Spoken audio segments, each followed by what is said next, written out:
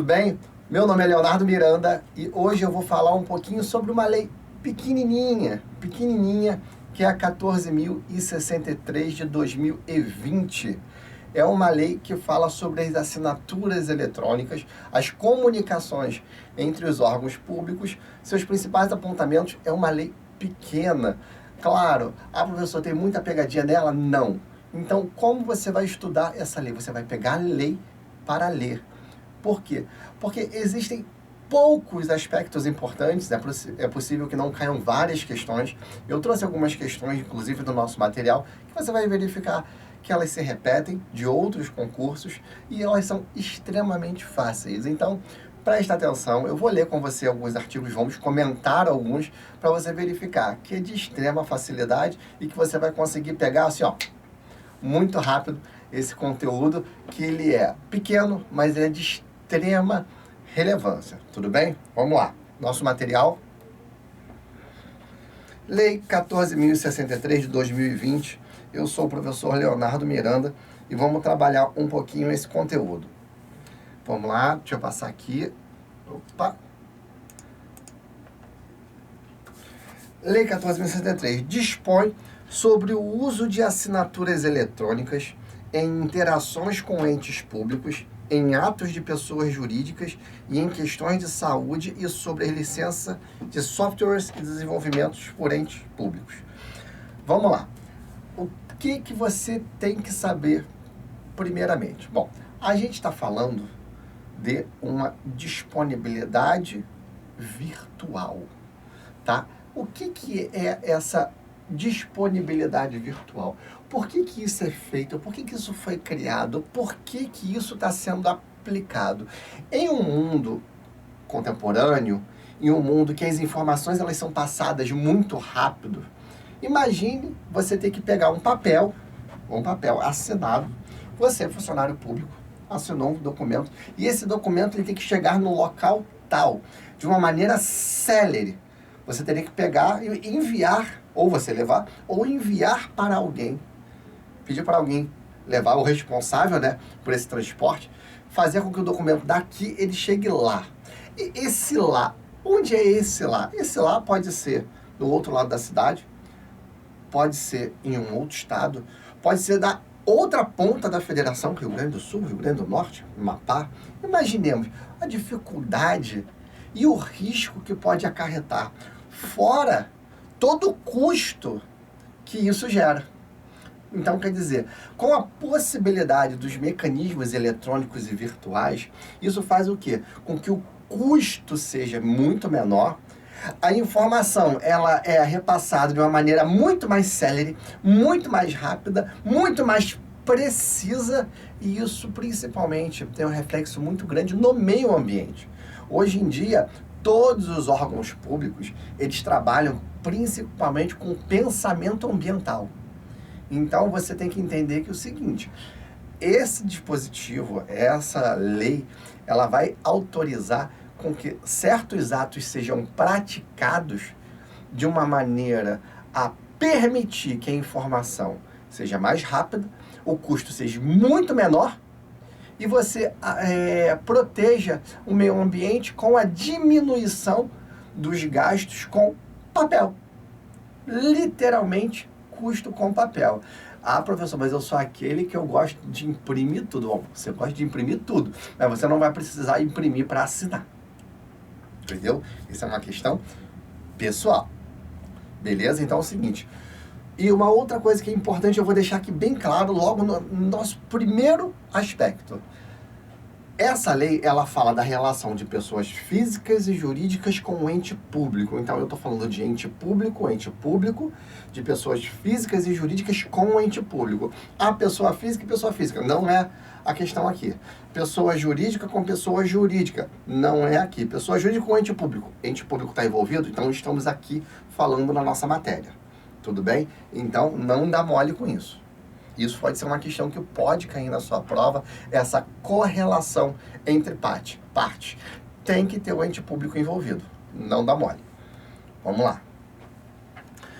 O objetivo da lei visa desburocratizar e simplificar as operações e acessos da população aos serviços públicos. Estabelece a classificação de 3 tipos de assinatura eletrônica, conforme níveis de risco, ocasionando uma mais rápida interação entre os órgãos públicos. Volta para mim. Entre os órgãos públicos. Então, quer dizer que todos os órgãos públicos estão interligados e ele tem uma aceitação de assinatura eletrônica. Nós vamos falar aqui dos 3 tipos de assinatura eletrônica, certo? As certificações, as autenticações, como isso é pontuado, como isso é colocado numa questão. Você vai ver que é de extrema facilidade e rapidinho você vai adequar. Talvez eu esteja falando um pouquinho devagar, mas é aquilo, é para a gente abordar os principais aspectos para você entender. Vamos lá? Artigo 1º. Esta lei dispõe sobre o uso de assinaturas eletrônicas em interações com entes públicos, em atos de pessoas jurídicas, em questões de saúde e sobre as licenças de software desenvolvidas por entes públicos, com o objetivo de proteger as informações pessoais e sensíveis dos cidadãos, com base no artigo 10 e 12 do caput do artigo 5º da Constituição Federal, Lei 13.709, que é a LGPD, bem como de atribuir eficiência e segurança aos serviços públicos prestados, sobretudo no ambiente eletrônico. Vamos lá. O artigo 1º, ele fala nos serviços entre entes públicos. Aí eu vou te fazer uma observação rápida. Eu falei, professor, mas o senhor acabou de falar de pessoa física, pessoa jurídica, de trato com ente público. Então, o artigo 1º, ele está falando de interações entre entes públicos e atos de pessoas jurídicas em questão de saúde e licença de softwares. Então, é o seguinte, nesse momento, eu estou falando que essa lei, ela vai tratar da proteção dessas informações, tanto que fala do artigo 5º da Constituição e da Lei Geral de Proteção de Dados, na relação em que há a criação e há uma interação. Quando você estuda a Lei Geral de Proteção de Dados, ela enfatiza em vários momentos a transmissão de informações em relação à saúde. Por quê? Porque, vamos lá, estou aqui, eu, Leonardo, eu faço um tratamento de saúde aqui num hospital federal. E, de repente, eu vou viajar para Roraima e lá eu sofro um acidente. Então, lá em Roraima, vamos pegar aqui as fichas do Leonardo. Vamos ver lá. O que tem as informações? Então, existe um pedido e uma autorização prévia, já pré-autorizada, que em casos de saúde, essas informações, que são os meus dados sensíveis. Porque o que são os dados sensíveis? São aquelas informações que elas conseguem direcionar a minha pessoa e você fazer com que eu seja identificável. Então, o Leonardo, que já fez um tratamento no Rio de Janeiro, sofre um acidente em Roraima e eu preciso das informações dele. Então, já existe uma pré-autorização de que entre os órgãos públicos, para que essa informação sensível ela seja repassada, porque é uma questão de necessidade entre eles. Então, aqui nós estamos falando de uma situação específica. Específica. Mas nós vamos pontuar ao longo dessa legislação como isso pode ser colocado e você vai verificar que não é nenhum bicho de sete cabeças. Então, se nós pontuarmos as questões das obrigações do artigo 1º, nós estamos falando de uma relação entre entes públicos. Eu dei o exemplo do hospital. O hospital, exemplo, um hospital federal do Rio de Janeiro e um hospital federal de Roraima. Estou aqui, tratamento, vou para lá, sofro um acidente, quais são as informações desse paciente? Entendeu? Então, essas informações elas estão pré-autorizadas a ter essa verificação.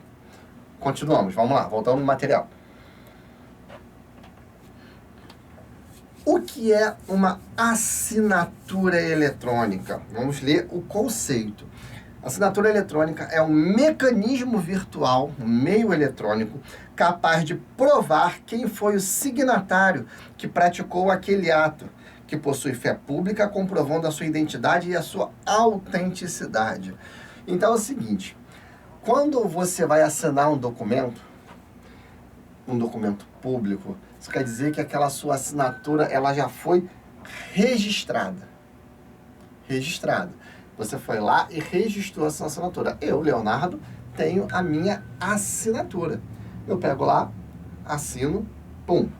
Essa é a minha assinatura, eu fui no cartório, registrei aquela assinatura, então quer dizer que a minha assinatura ela está registrável. Você pode pegar um documento assinado por mim e ir lá e fazer um reconhecimento por semelhança ou por autenticidade. Você vai lá. Mas, e se for uma assinatura eletrônica? Então, é a mesma coisa. Quer dizer que o mecanismo virtual, eu já realizei procedimentos anteriores, porque é a mesma coisa, gente. Você fazer a verificação da imagem, das suas informações, dos seus dados, do registro de assinatura, só que você vai transformar isso em um mecanismo que a utilização dele vai te validar para você assinar eletronicamente. E para isso, existem 3 tipos de assinatura que nós vamos ver mais à frente, mas é isso que você precisa saber.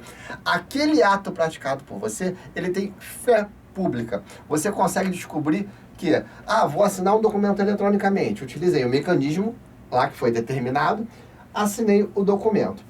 Quem quer que seja da federação, que precise daquela informação assinada pelo responsável, vai olhar lá a assinatura dele e vai falar, opa, está autenticado aqui. Quem foi que fez essa assinatura? Quem fez essa assinatura foi o funcionário público Leonardo, no dia tal, na hora tal. Então, a minha validade está certinha. Eu tinha que praticar aquele ato, eu utilizei o meu registro profissional para validar aquele documento. Então, tá tudo certo. Então, quer dizer que teve autenticidade, teve validade, o documento tem fé pública e quem praticou aquele ato fui eu. Então, entenderam? Isso é uma assinatura eletrônica. É um mecanismo virtual para dar autenticidade a um documento que é público, que é feito dentro dos órgãos públicos. Beleza? Tranquilinho até aqui. Vamos voltar para o material.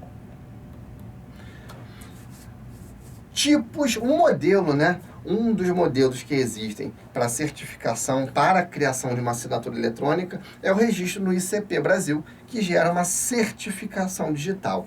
Os tipos, quem classifica o risco, vamos voltar para mim. Quem classifica o risco é o próprio ente público. Então, o ente público, ele vai determinar o nível do risco para a prática daquele ato. Se vai ser um ato que eu só boto lá login e senha, botei o login e senha, é suficiente. Bom, legal. Não, precisa fazer uma certificação, vou botar login e senha, mas ele vai ter que pedir para enviar um código, vai enviar um código para o e-mail cadastrado lá do servidor, ele vai ter que pegar aquele código e colocar aqui.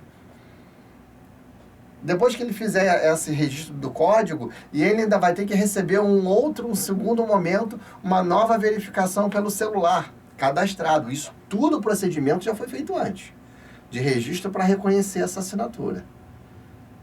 Então, login e senha, manda um código por e-mail, manda um código pelo celular, aí depois disso tudo você faz a certificação. Então, quer dizer, você avançou um pouquinho mais nas obrigações. Não, só é possível registrar esse documento através da certificadora digital, através de um certificado digital, que o mais conhecido por todos é aquele token. É um pendrive que ali tem uma certificação digital, que é o que advogados usam, promotores usam, chefes de Estado usam. Então, é uma assinatura mais qualificada. Então, existem essas diferenças entre os tipos de risco. E quem determina esse tipo de risco é quem cria a necessidade de transpassar a informação.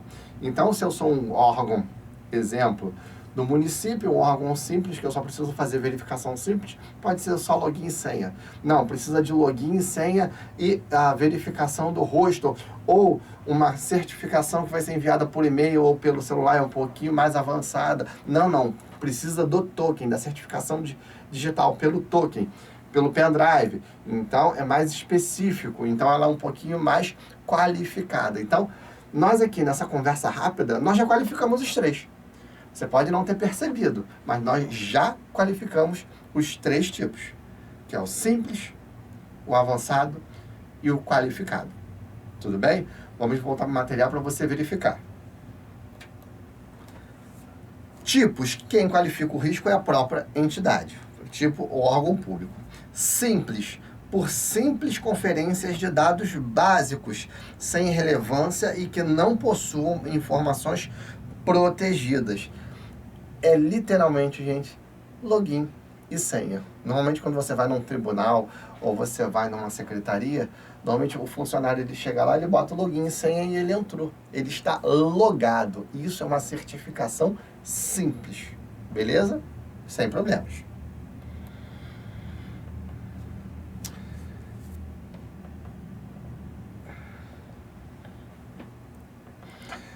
Vamos lá, artigo 2º. Este capítulo estabelece regras e procedimentos sobre o uso das assinaturas eletrônicas no âmbito da interação interna dos órgãos e entidades da administração direta, autárquica e fundacional dos poderes e órgãos constitucionalmente autônomos dos entes federativos. 2. Interação entre pessoas naturais ou pessoas jurídicas de direito privado e os entes de que trata o inciso 1 do caput deste artigo. 3. Interação entre os entes públicos e de que trata o inciso 1 do caput deste artigo. Parágrafo único. O disposto neste capítulo não se aplica. Bom, vamos lá. Antes da gente entrar no parágrafo único, vocês verificaram o que eu havia falado anteriormente?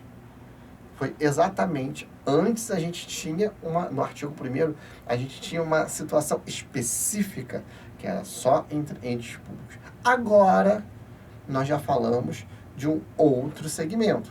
Aqui, a gente já fala da interação interna entre os órgãos de administração direta da arquivo funcional dos poderes, depois de interação entre pessoas naturais e órgãos públicos, entes públicos, e depois nós falamos da interação entre os entes públicos. Então, aqui eu já estou falando que a assinatura eletrônica ela é utilizada em todos os âmbitos. Todos os âmbitos. Contanto, aí você tem que lembrar, deve existir uma relação com o órgão público, com o ente público. Senão, isso aqui, professor, mas eu tenho minhas relações utilizo o meu certificado digital com uma outra empresa privada. Isso é uma outra relação, não tem nada a ver com a lei. Aqui a gente está falando de órgão público. Se na sua prova cair entre privado e privado, você não tem que responder, essa lei já está errada. Porque na sua prova você está fazendo uma prova de concurso público.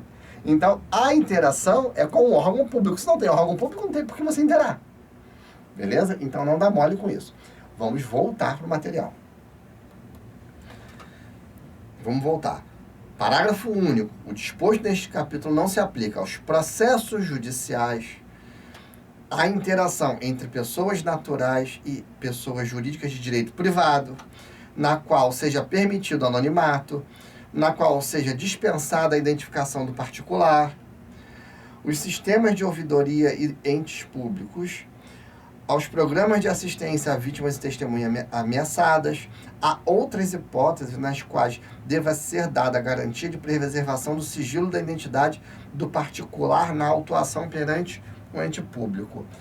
Resumindo, se você puder se manter no anonimato ou puder existir um sigilo de maneira simples, é sinal que não tem relação com esta lei. Não quer dizer que não haja validade da assinatura eletrônica. Tem a ver que não tem a ver com este conteúdo. Por quê? Você pode ter um processo que ele o processo de ensino geral ele é público, mas em determinadas relevâncias, ele é sigiloso. Então, se eu estiver falando só de particulares, não tem relevância com a lei.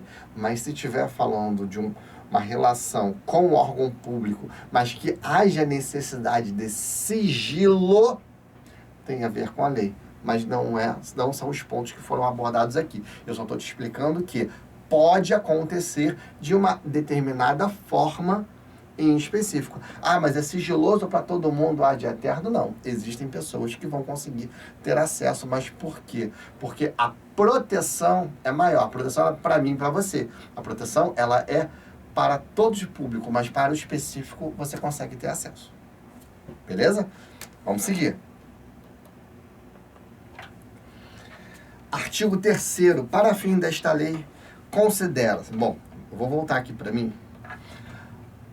Isso cai toda hora. Vamos ler o artigo 3º.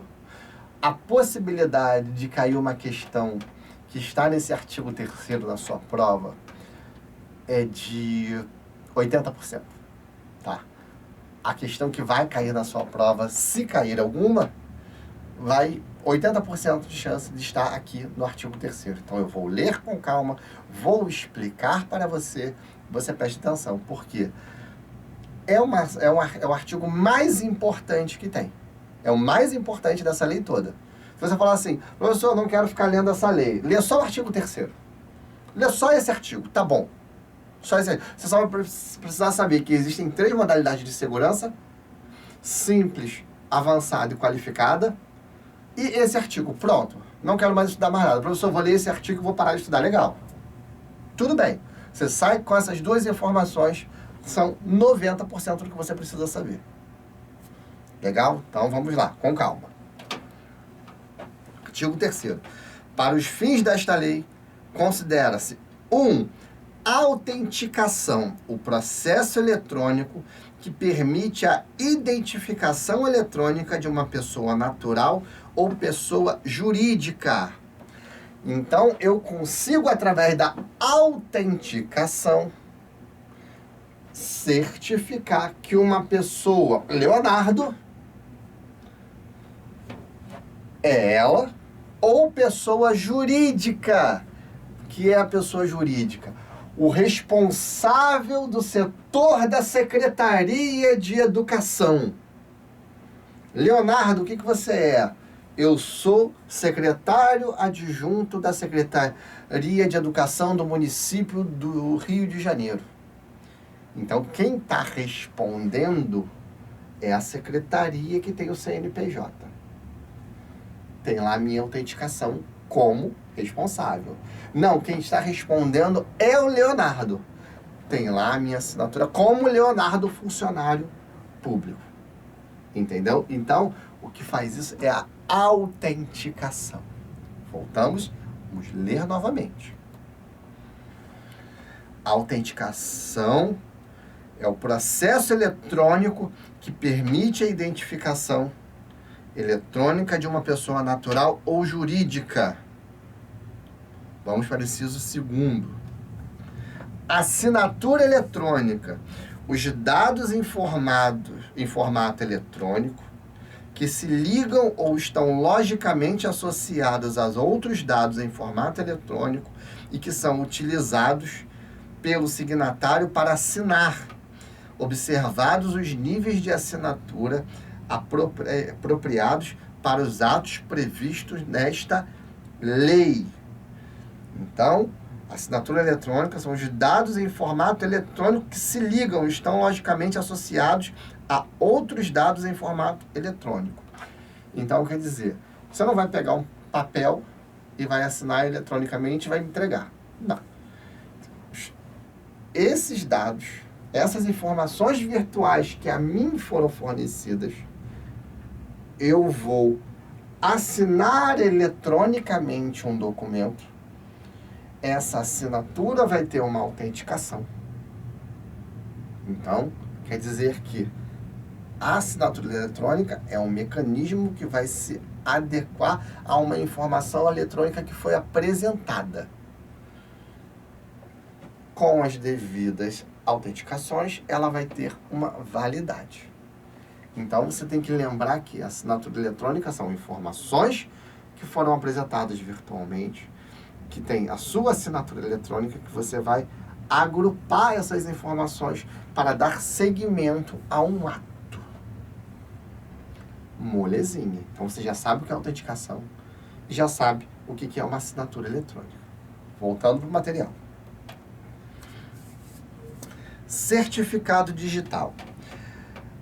Atestado eletrônico que associa os dados de validação da assinatura eletrônica de uma pessoa natural ou jurídica. Vamos lá. Certificado digital. É o login ou senha, é uma certificação que já fez a avaliação do seu nome, dos dados dos seus pais, dos seus dados sensíveis, dos seus dados pessoais, do seu rosto, já verificou tudo, já transformou você, transformou o Leonardo em informações. E eu coloquei isso num certificado digital. Esse certificado digital pode ser virtual ou pode ser token, o assinador, o pendrive.